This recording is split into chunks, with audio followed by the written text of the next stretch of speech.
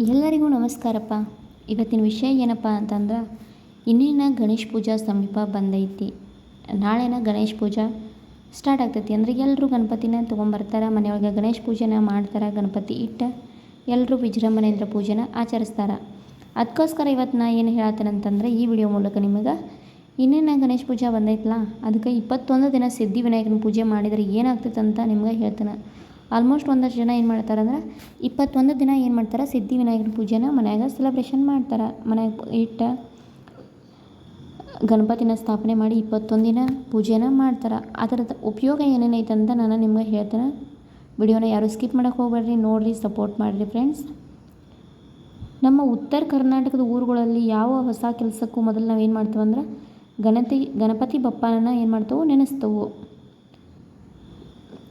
ಪುರಾಣಗಳಲ್ಲಿ ಹೇಳ್ತಾರೆ, ಯಾರೋ 21 ದಿನ ಸತತ ಭಕ್ತಿಯಿಂದ ಪೂಜೆ ಮಾಡ್ತಾರಲ್ಲ, ಅವರ ಬದುಕಲ್ಲಿ ಅದ್ಭುತ ಬದಲಾವಣೆಯನ್ನು ಅವರ ಕಾಣ್ತಾರಂಥೇಳಿ. ಅದು ಏನಪ್ಪ ಅಂಥೇಳಿ ನಿಮ್ಗೆ ಹೇಳ್ತೇನೆ, ವಿಡಿಯೋನ ನೋಡಿರಿ. ಗಣೇಶನಿಗೆ 108 ಹೆಸರುಗಳವ. ಅದರೊಳಗೆ ಸಿದ್ಧಿವಿನಾಯಕನ ವಿಶೇಷವಾದಂಥ ಒಂದು ಹೆಸರಾಗೈತಿ. ಸಿದ್ಧಿ ಅಂತಂದ್ರೆ ಯಶಸ್ಸು, ವಿನಾಯಕ ಅಂದ್ರೆ ನಾಯಕ. ಯಾವನಿಗೆ ಸಿದ್ಧಿ ಬುದ್ಧಿ ಬೇಕೋ ಆತನಿಗೆ ಈ ರೂಪ ಪ್ರತ್ಯಕ್ಷ ಫಲ ಕೊಡುತ್ತದೆ ಅಂತ ಹೇಳುತ್ತದೆ. ಪುರಾಣದ ಕಥೆ ಪ್ರಕಾರ ಒಮ್ಮೆ ದೇವತೆಗಳು ಆಸುರರ ಕಾಟಕ್ಕೆ ತೊಂದರೆ ಪಟ್ಟಾಗ ಸಿದ್ಧಿವಿನಾಯಕನನ್ನು ಪೂಜೆ ಮಾಡಿ ಶಕ್ತಿ ಪಡೆದುಕೊಂಡ್ರಂಥೇಳಿ ಐತಿ. 21 ದಿನ ಪೂಜೆದ ಮಹಿಮೆ ಏನಪ್ಪ ಅಂತಂತ ಹೇಳೋದಾದ್ರೆ, 21 ದಿನ ಸರದಿ ಪೂಜೆ ಮಾಡಿದರೆ ಮನೆಯಲ್ಲಿ ಶಾಂತಿ ಬರುತ್ತೆ.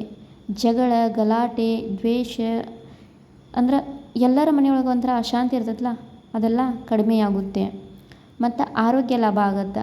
ಕುಟುಂಬದವರು ಯಾರಾದರೂ ಕಾಯಿಲೆಯಿಂದ ಪೀಡಿತರಾಗಿದ್ದರೆ ನಿಧಾನವಾಗಿ ಅವರಿಗೆ ಎಲ್ಲ ಅವರ ಹೆಲ್ತ್ ಪ್ರಾಬ್ಲಮ್ಮ ಕ್ಲಿಯರ್ ಆಗ್ತೈತಿ. ಮತ್ತು ಅಭಿವೃದ್ಧಿ ಅಂತಂದ್ರೆ ವ್ಯಾಪಾರ ಆಗಲಿ, ಕೆಲಸದ ಕಾರ್ಯಗಳಾಗಲಿ, ಅದರ ಎಲ್ಲದರಲ್ಲಿನೂ ಅವರ ಯಶಸ್ವಿಯನ್ನು ಕಾಣ್ತಾರೆ. ಮತ್ತು ಮನದಾಸೆ ಈಡೇರೋದು ಅಂದರೆ ಏನಪ್ಪ ಅಂತಂದ್ರೆ, ನಮ್ದು ಯಾವುದಾದ್ರೂ ಬಯಕೆ ಇದ್ರೆ, ಕನಸುಗಳಿದ್ರೆ, ನಾವು ಗಣಪತಿ ಮುಂದೆ ಕುಂತ ಮನಸ್ಸಿನಿಂದ ಪೂಜೆ ಮಾಡಿ ಬೇಡ್ಕೊಂಡ್ರೆ ಅದೆಲ್ಲ ಏನಾಗ್ತೈತಿ, ನಮ್ಮ ಕನಸೆಲ್ಲ ನಿಜ ಆಗ್ತಾವೆ. ಗಣಪತಿ ಅದಕ್ಕೆ ಅಸ್ತು ಅಂತ ಆಶೀರ್ವಾದ ಮಾಡ್ತಾನೆ. ಆಧ್ಯಾತ್ಮ ಶಕ್ತಿ ಅಂತಂದ್ರೆ ಮನಸ್ಸು ನೆಮ್ಮದಿಯಾಗುತ್ತೆ ಮತ್ತು ಆತ್ಮವಿಶ್ವಾಸ ಜಾಸ್ತಿ ಆಗುತ್ತಾ ಹೋಗುತ್ತೆ. ಉದಾಹರಣೆಗೆ ಒಂದು ಕಥೆನೂ ಕೂಡ ಐತಿ. ಒಬ್ಬ ಗೃಹಸ್ಥ 21 ದಿನ ಪೂಜೆ ಮಾಡಿ ಕೆಲಸದಲ್ಲಿ ಬಂದಿದ್ದ. ಅಡ್ಡಿ ದೂರ ಮಾಡಿ ಬಹಳ ಯಶಸ್ಸು ಕಂಡ ಅಂತ ಕತೆ ನೀವು ಕೇಳಿರ್ಬೋದು. ಪೂಜೆಯ ವಿಧಾನ ಏನಪ್ಪ ಅಂಥೇಳಿ ಅಂದ್ರೆ, 21 ದಿನ ಪೂಜೆನ ಮಾಡಬೇಕಾಗ್ತೈತಿ. ಪೂಜೆನ ಹೆಂಗೆ ಮಾಡಬೇಕು, ಏನು ಮಾಡಬೇಕಂತ ನಾನು ಹೇಳ್ತೇನೆ, ಕೇಳಿ. ಬೆಳಗ್ಗೆ ಸ್ನಾನ ಮಾಡಿ ಮತ್ತು ಸ್ವಚ್ಛವಾಗಿರುವಂಥ ಬಟ್ಟೆನ ನಾವು ಧರಿಸಬೇಕಾಗ್ತೈತಿ. ಅಂದರೆ ಅದು ಬಟ್ಟೆ ಶುದ್ಧವಾಗಿರಬೇಕು. ಗಣೇಶನಿಗೆ ದುರ್ಬೆ ಅಂದರೆ 21 ಗರಿಕೆ ಮತ್ತು 21 ಕಲರ್ದ ಒಂದೇ ಕಲರ್ದ ಹೂವನ್ನು ನಾವು ಏರಿಸ್ಬೇಕಾಗ್ತೈತಿ. ಮತ್ತು 21 ಮೋದಕ ಯಾಕಂದ್ರೆ ಗಣೇಶನಿಗೆ ಅದು ಪ್ರಿಯವಾದಂಥದ್ದು. ಅದಕ್ಕಾಗಿ ನಾವೇನು ಮಾಡಬೇಕು, ಮೋದಕ ಮಾಡಬೇಕು.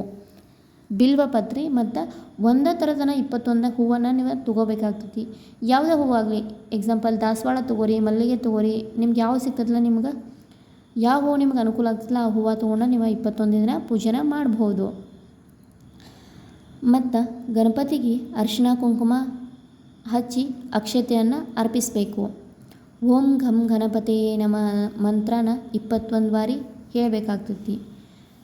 ಒಟ್ಟು 21 ಸರಿ ಏನು ಮಾಡ್ಬೇಕಂದ್ರೆ, ಪೂಜೆ ಮಾಡ್ಬೇಕು ಕುಂತ ಮೇಲೆ ಓಂ ಘಂ ಗಣಪತಿಯೇ ನಮಃ ಅಂತ 21 ಬಾರಿ ನೀವು ಮಂತ್ರವನ್ನು ಜಪಿಸಬೇಕು. ಸಂಜೆ ದೀಪ ಬೆಳಗ್ಗೆ ಆರತಿ ಮಾಡಬೇಕಾಗ್ತೈತಿ. ಹೀಗೆ 21 ದಿನ ನಿರಂತರ ಮಾಡಿದ್ರೆ ಫಲ ಖಂಡಿತ ಸಿಗ್ತೈತಿ.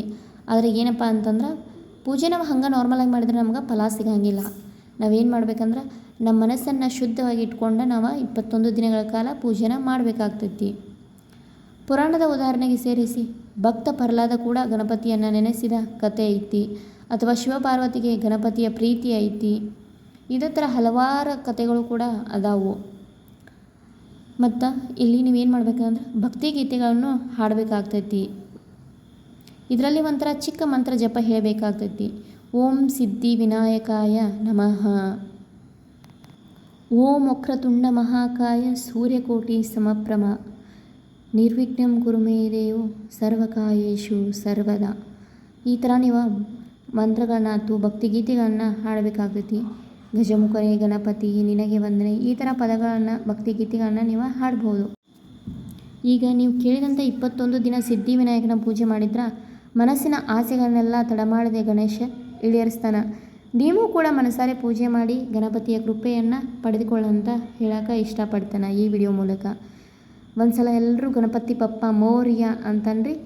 ಜೈ ಗಣೇಶ್. ಮತ್ತು ಈ ವಿಡಿಯೋ ನಿಮ್ಗೆ ಇಷ್ಟ ಆಯ್ತಂದ್ರೆ ಏನು ಮಾಡಿರಿ, ಕಮೆಂಟ್ ಬಾಕ್ಸಲ್ಲಿ ಗಣಪತಿ ಬಪ್ಪ ಮೋರ್ಯ ಅಂತ ಕಮೆಂಟ್ ಹಾಕಿ. ವಿಡಿಯೋ ಇಷ್ಟ ಆದ್ರೆ ಹಾಗೆ ಲೈಕ್ ಮಾಡಿ, ಶೇರ್ ಮಾಡಿ, ಕಮೆಂಟ್ ಮಾಡಿ, ಮತ್ತು ನಿಮ್ಮ ಫ್ಯಾಮಿಲಿ ಫ್ರೆಂಡ್ಸ್ಗೂ ಈ ವಿಡಿಯೋನ ಶೇರ್ ಮಾಡಿ, ಎಲ್ರಿಗೂ ಯೂಸ್ ಆಗ್ತೈತಿ. ಸೊ ಈ ವಿಡಿಯೋನ ಇಲ್ಲಿಗೆ ಏನು ಮಾಡತ್ತೀನಿ, ಮತ್ತೊಂದು ಹೊಸ ವಿಡಿಯೋ ಒಂದಿಗೆ ಸಿಗ್ತೀನಿ. ಅಲ್ಲಿವರೆಗೂ ನನ್ನ ಚಾನಲ್ನ ನೋಡಿ ಸಪೋರ್ಟ್ ಮಾಡಿ. ಟೇಕ್ ಕೇರ್, ಬಾಯ್ ಬಾಯ್.